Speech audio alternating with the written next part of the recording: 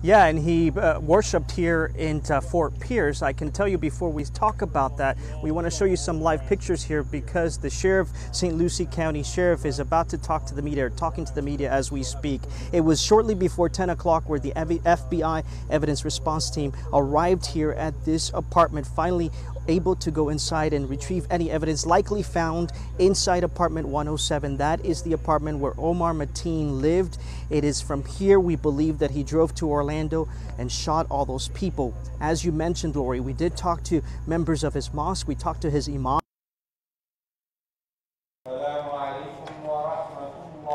Prayer in the exact same room where Omar Mateen prayed for years. The Islamic Center of Fort Pierce saw him grow up. He used to come here 3 or 4 times a week for the night prayers.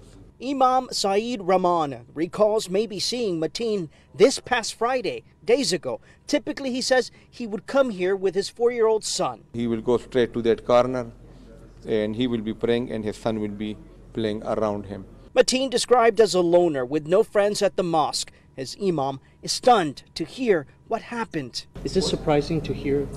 Extremely unbelievable. Yeah. Why? Because we never expected this, because he went to the police academy and then he became a security guard. So we thought he had all kind of clearances from the authorities. Quite a different picture from the time Mateen was a child, happy-go-lucky, but things changed when he became an adult and became more isolated from the community.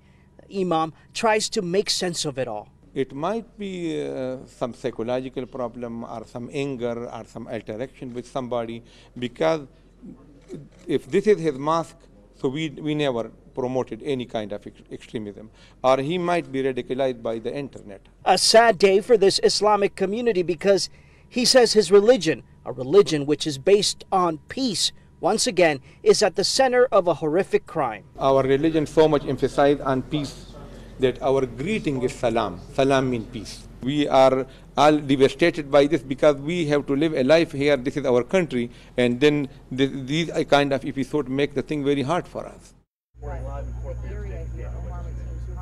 All right, we just heard from the St. Lucie County Sheriff, who told us the residents here at this apartment building are finally allowed to go back inside and that they were able to make entry at this hour, probably gathering evidence again in apartment 107, which is where Omar Mateen lived.